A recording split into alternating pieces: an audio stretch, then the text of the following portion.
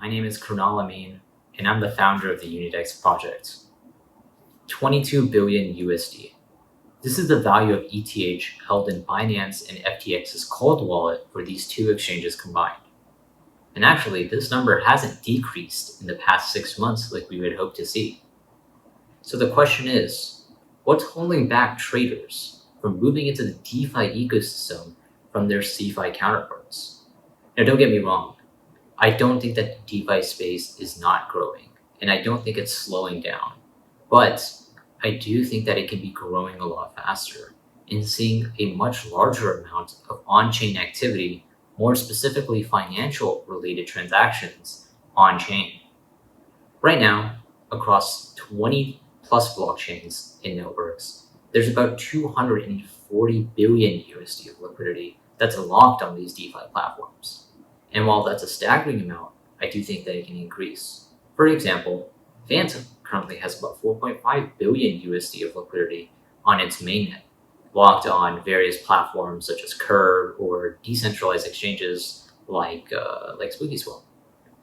But why haven't we seen this number increase? Or more importantly, why haven't we seen the traded value increase? Now, for example, the FTM USDT pair on Binance does about 2 times the daily volume than leading dexes on Fantom, like SpookySwap, SpiritSwap, or PaintSwap, and so forth.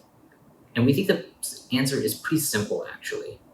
While application developers are building new tools to interact with liquidity and build out new money markets and ways to interact with those money markets, the core functionality of a trader is missing in these decentralized environments when you're comparing them to applications on their centralized counterparts. For example, if I ask a trader on CeFi environment how to chart, let's say, FTM on their new DEX on Fantom that their friend is now shilling them, not only would they have a really hard time finding a way to do it, it would actually be largely impossible for the most part just because there's no standard toolset given to these traders. And this is actually true for most networks. The toolkits that traders have available in the DeFi ecosystem is not only fragmented in the network themselves, but across other networks and their ecosystem as a whole. You never really know if you're going to have a charting application on this network that you're moving into. And we believe because of this is the biggest barrier for DeFi adoption and usage. And it's that ability to trade without worrying about functionality being lost, such as charting, limit orders, and stop limit orders, and so forth. These applications are not actually too common in DeFi. And when we're talking about exchanges without this core functionality, it would be kind of detrimental as a CeFi trader to come in without this basic functionality. And because of this, I don't think we'll be actually seeing mass adoption anytime soon without having these polished tools available for traders. I come from a trader's background, and one of the first things that you learn is how to limit your risk. And basic tools like limit orders and stop limit orders are one of the key tools to becoming a stable trader and having proper risk management. However, without having step 1 be accessible for traders, how can we expect traders to move serious amounts of liquidity and settle large amounts of transactional volume on chain for decentralized exchanges without having these basic precautionary tools available for traders? And it's because of this that we think that DeFi has not actually blown up as much as it could be, specifically in the traders market. And it's also because of this is the reason why we think that DeFi can be accelerated through better trading terminals and not necessarily better money markets. Our goal at Unidex has always been able to build a better interface that's desirable for CeFi traders, with tools like limit orders or charting for any decentralized exchange, and other core information is available to the user.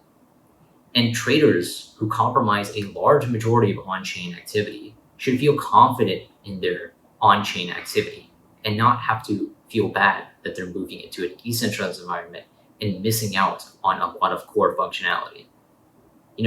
Aggregators of data is something that's taken for granted for traders, and they don't realize how seamless a trading decision is until it's gone. And I think before focusing on new protocols that we can develop to replace traditional finance, we should be focused on migrating existing functionality onto decentralized environments. And I think this way we can more attract transactional volume on chain for things like automated market makers or even lending platforms alike. And this goes to the whole entire DeFi ecosystem. We launched our API and SDK to make developers have easy access to these functionality to integrate on their existing applications. And currently, we support about 12 different networks. We support every single decentralized exchange on these networks and charting data for these networks. And the response from traders on our own interface has been great.